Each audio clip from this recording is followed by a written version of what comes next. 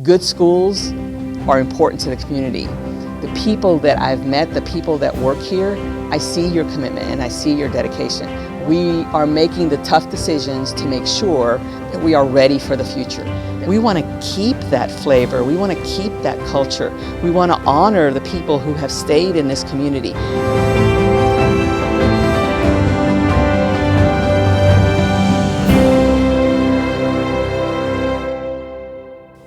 Thank you, Superintendent Moore, for doing this. I think it's a great opportunity to just kind of talk directly to staff members about some questions that I know they're asking. So it's July 1st is coming. We have a brand new budget year, and we have been struggling in the budget year that we're in. A lot of different things going on. We've been talking to staff members about that. But big picture, new budget year, what do employees need to know? So I think the most important thing to know is that we are beginning the July 1 budget year with plans and numbers that keep us in budget.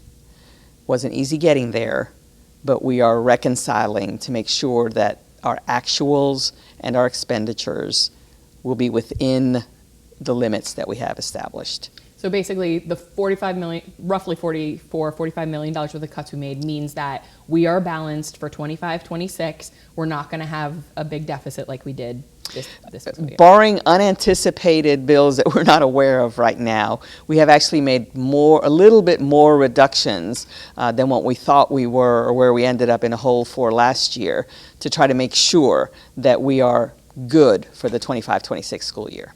And so we've already sort of announced a bunch of different cuts, but what other potential reductions or sort of holding back of budgets are people going to see with their own department or their own school? So I think it's important for anyone who is in a division, a department, a school. They will receive, as part of their beginning of the year, budgets that they're used to, that they can spend on supplies or materials or training or resources, printing costs, all of those kinds of things that are normal expenses, whether you're in a school or in a department. All of the schools and department can anticipate that their budget will be reduced by a percentage. Right now we're looking at around 25%, and that reduction is after the reductions of the $44 million. And to be clear, the $44 million is not just non-personnel, it is also personnel. But there are non-personnel and personnel reductions.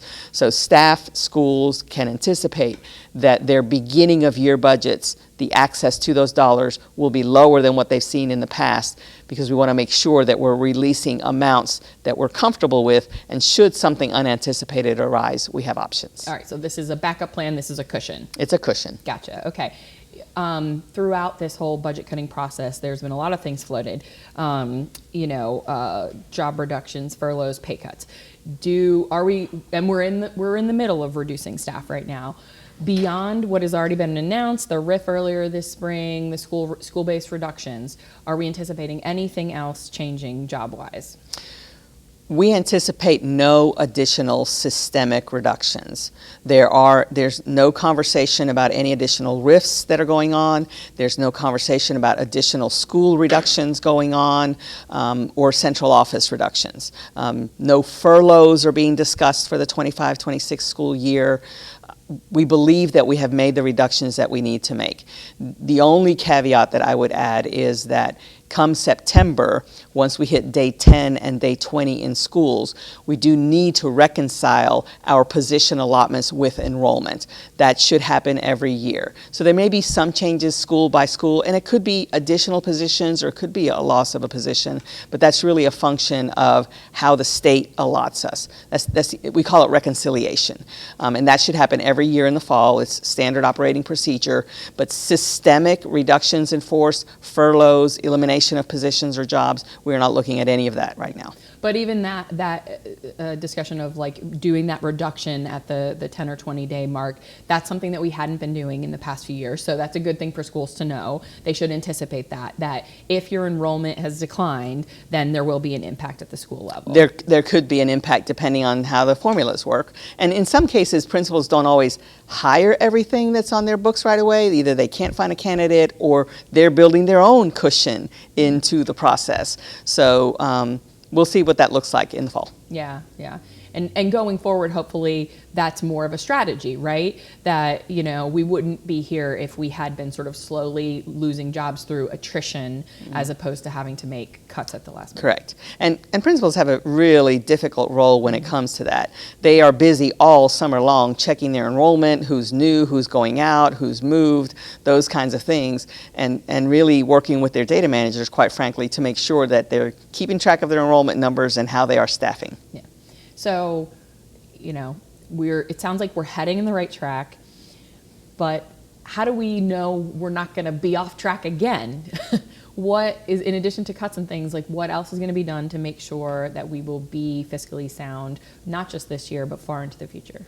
So there's some practices that we probably need to engage in that provide a greater level of transparency and accountability, like monthly reporting to the board, quarterly reporting, maybe even to our commissioners or the LGC, quite frankly, around where we are with budget and actuals. This is our budget for the year. This is month one. This is what we should be spending in month one. This is what we spent in month one. And then keeping track of that during the course of the year across different funding sources, whether it's federal, state, or local, so that we can make sure that we see red flags and issues early. Yeah. Great. So, so we're gonna be okay. We're gonna be okay. Don't flee. Don't flee. We're gonna be in good shape. We're riding the ship. Winston-Salem, I've learned very quickly, Winston-Salem Forsyth County Schools has so many employees that went to school here, grew up in this community. They're embedded in the fabric of the school system and the overall community. We want to keep that flavor. We want to keep that culture. We want to honor the people who have stayed in this community. We want to honor the folks who come to this community because it's so great. We need our district, our school district, to be a place that is trusted, a place that is elevated, a place where people want to work because we are important to this community. Yeah, and I think you said it when you started, when the schools thrive, the community thrives. Absolutely. Yeah, so if there's anything that you want to say, like, you know, directly to staff members before we go, what do you think? Yeah, I do. Yeah. I want the Winston-Salem Forsyth Schools community and the overall community to know that this is a great place to work and learn. And we are making the tough decisions to make sure that we are ready for the future, that we are ready for years to come. I think next year is going to be difficult with the reductions that we've made, but I think we need to be vocal and steady about continued progress, continued increases in funding, making sure that we're expressing our needs and moving forward to get the needs that we are expressing that have to be in place for us to meet the needs of our staff and our students. Good schools are important to the community. The people that I've met, the people that work here, I see your commitment and I see your dedication. I want to thank you for it, and I want to thank you for staying with us. Well, and I want to thank you for sitting down. I appreciate it. Thank you. You're very welcome. My pleasure.